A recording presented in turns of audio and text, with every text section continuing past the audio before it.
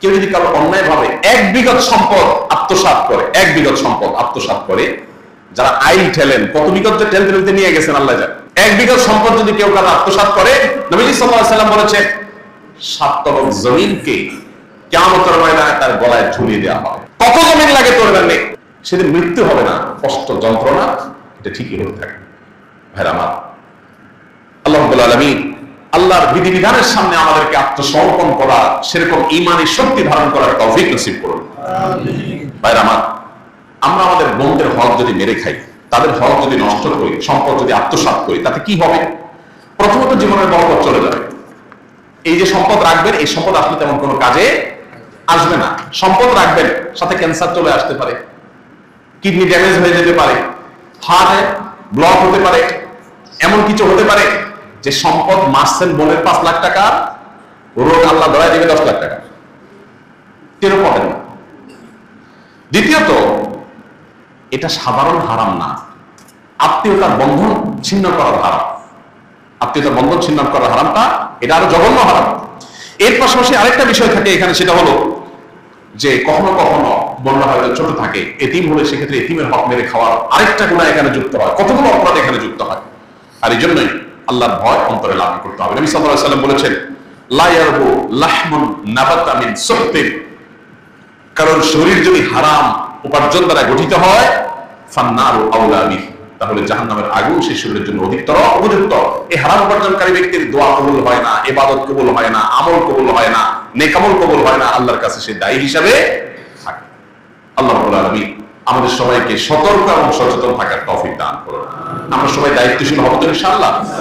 বোনদের হক না দেওয়ার ক্ষেত্রে একটা খোলা যুক্তির কথা বলেছি যে তাদেরকে বিয়ে দেওয়া হয়েছে, অনেক টাকা খরচ হয়েছে। বাবা থাকলে বাবার দায়িত্ব, বাবা যদি মারা যান বিয়ে দেওয়ার দায়িত্ব কার? ভাইদের।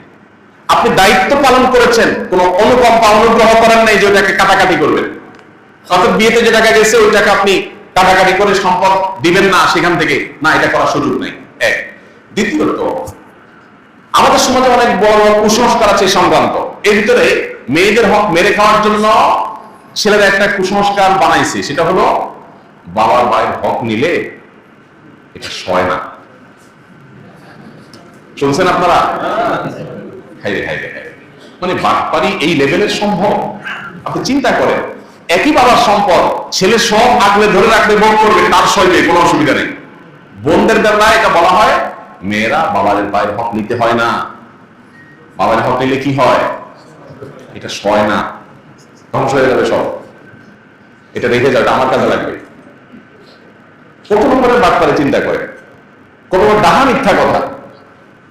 ডক্টর খন্দকার আব্দুল্লাহ জাহাঙ্গীর এর কাছে প্রশ্ন করা হয়েছিল, কোন ভাই যদি বোনের হক মেরে খায় বাবার সম্পদে, তাহলে বোন তার বিরুদ্ধে মামলা মোকদ্দমা করে বিচার বসিয়ে এটা আদায় করাটা উচিত হবে কিনা বলে, নাকি মাফ করে দেওয়া উত্তম?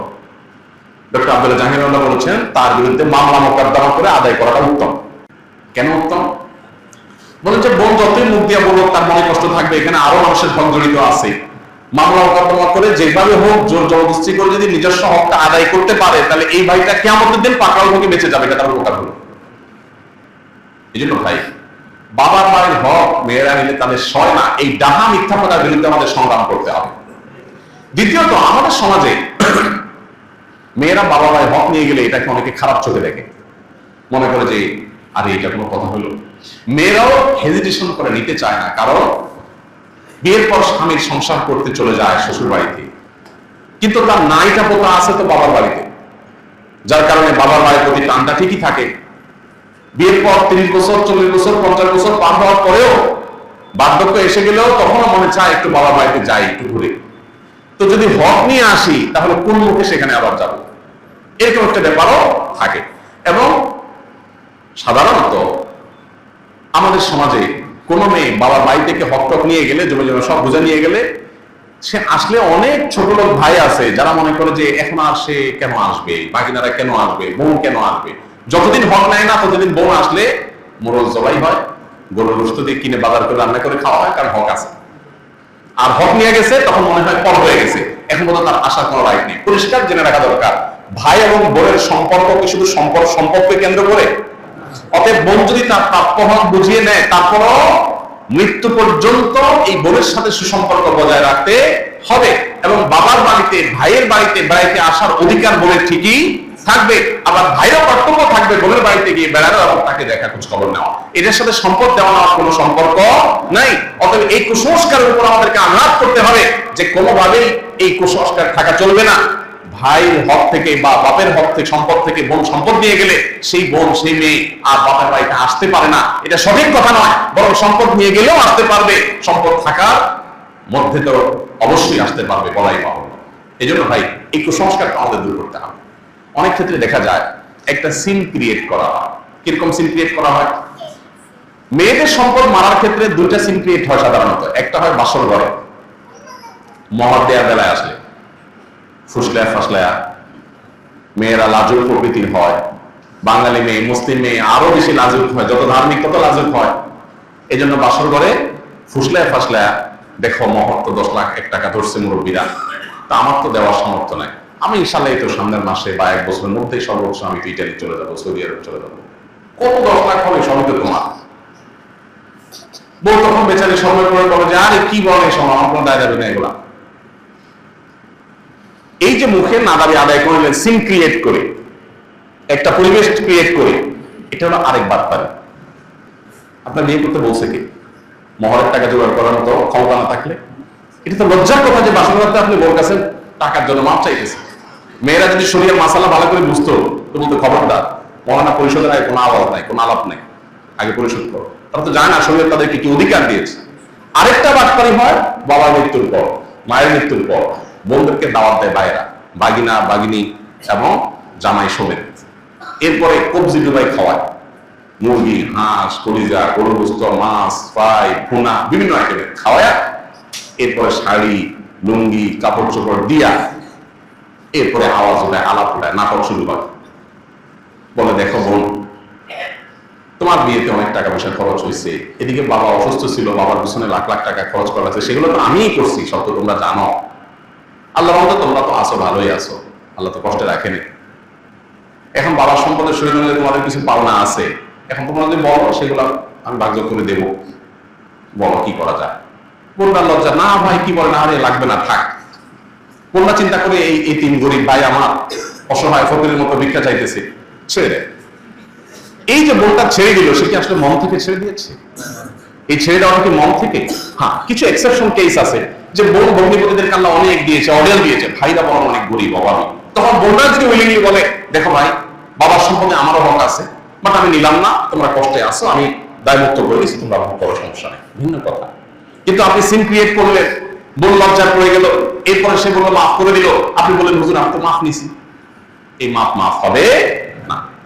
দেখো, মেয়েদেরকে ঠকানোর জন্য বহু রকম কুসংস্কার আমরা সৃষ্টি করেছি, এর বিরুদ্ধে আমাদেরকে সংগ্রাম করতে হবে। এই অবহেলিত ফরজ, এই ফরজটাকে প্রতিষ্ঠা করতে হবে, বোনদের হক আদায় করে দিতে হবে।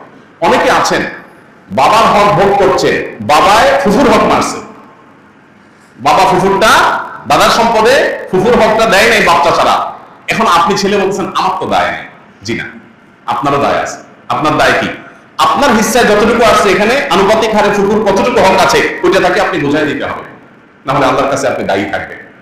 আমরা অন্য ধার দানা নিয়ে হিসাব নিকাশ করি, কিন্তু এগুলো নিয়ে সেভাবে হিসাব নিকাশ করি। এটা অনেক অনেক গর্হিত বিষয়। আরেকটা ভয়াবহ কাজ হয়, যারা দেয় বোনদের হক দেয়, তারা আরেকটা 2 নম্বরই করে। দেখেন কত রকম লেয়ারে লেয়ারে 2 নম্বর। সেই 2 নম্বরটা হলো বলে যে বোনটা ভিটা বাড়িতে পায় না, ভিটা বাড়ি এটাতে পায় না, তাহলে কোথায় পাবে? নাল জমিতে। এখন ধরেন ভিটা আছে 1 বিঘা, ধানের ক্ষেত আছে 2 বিঘা, মোট 3 বিঘা। যখন ভাগ হবে, ধরেন ভাই একজন আছে, বোন একজন আছে, ফর এক্সাম্পল, তো ভাইয়ে ধরেন 2 বিঘা পাবে, বোনে ধরেন 1 বিঘা পাবে, ভাইয়ের অর্ধেক পাবে। এইরকম পরিস্থিতিতে সাধারণত মেয়েদেরকে কোনটা দেওয়া হয়? ক্ষেতেরটা। তাহলে বোন 1 বিঘা পাইলো ক্ষেতের, আর ভাই 2 বিঘা পাইলো। 1 বিঘা হলো ভিটার, আর 1 বিঘা হলো ক্ষেতের। বন্টনটাকে ইনসাফসম্মত হলো? কেন হয়নি? কারণ ভিটার যে 1 বিঘা, এটার ভ্যালু হয়তো ক্ষেতের 4 বিঘার সমান। তাহলে জমি হয়তো সমান সমান দিচ্ছেন, তার ভ্যালু কি নাই? সমান না। এই জন্য জমি সমান সমান দিলে হবে না, ভ্যালু হিসাব করতে হবে। যে ফর এক্সাম্পল 1 বিঘা ভিটা আছে, এই ভিটার 1 বিঘার দাম 10 লাখ টাকা, আর নিচে খেতে আছে সেগুলো বিঘার দাম 3 লাখ করে, তাহলে 3 3 6, আর এখানে 10 16 লাখ। 16 লাখের মধ্যে বোন ভাই যদি ধরেন বোনের দ্বিগুণ পায়, আর যদি ভাই তার অর্ধেকও পায়, তাতে কত পায়? প্রায় 5 লাখ প্লাস মাইনাস, আর ভাই হলো 10 লাখ প্লাস। তো বোন 10 লাখ 5 লাখ প্লাস, আর ভাই 10 লাখ প্লাস। এবার আসেন ক্ষেতের যদি 1 বিঘা পায়, তাহলে 1 বিঘার দাম 3 লাখ, আর বাকি আছে 2 লাখ প্লাস। ওই 2 লাখ প্লাস হয় ক্যাশ দিয়ে দিতে হবে, আর না হলে বিটা থেকে এক পাশ থেকে দিয়ে দিতে হবে, তারপর দায় মুক্ত হবে না। জিনিসটা কি ক্লিয়ার হয়েছে? অনেক বোনেরা এই জায়গাটাতে এসে বঞ্চিত হয়, এবং এটা একটা লজিক্যাল কারণও থাকে। বাইরে বলে যে দেখো আমাদেরকে তো ভিটায় বসবাস করতে হবে, তোমাদের কি ভিটা বিক্রি করে গেলে আমরা কোথায় কি করবো? কিন্তু শরিয়ার বিধান হলো বোনরা যদি ওই ভিটাতেই পায়, ধরেন কারো ভিটাই আছে আর কোনো ক্ষেত নাই, তাহলে ক্ষেত থেকেই কিন্তু বন্টন হবে, এবং সেখান থেকে প্রয়োজনে তারা বিক্রি করে নিয়ে যাবে। আপনি তাহলে ছেলেরা থাকবে কোথায়? থাকবে তারা জানে, তাদের আল্লাহ জানে। আমার হক আমার বাবার সম্পদে, আমি এটা নেব, তুমি কোথায় থাকবা তুমি বুঝবা। তুমি প্রয়োজনে আমার সাথে নেগোসিয়েশনে আসবা, অন্য কোনোটা দিয়ে অদল বদল করবা, বা আমার কাছ থেকে লোন নিয়ে থাকবা, না হলে আমার মালিকানা বাড়িতে ভাড়ায় থাকবা। কি অধিকার মেয়েদেরকে শরীয়ত দিয়েছে, কিন্তু আমরা পদে পদে সেটাকে লঙ্ঘন করছি। এই জন্য ভাই আমাদেরকে দীপ্ত কণ্ঠে শপথ করতে হবে, আমরা বোনদের কোনো হক মারবো না ইনশাআল্লাহ।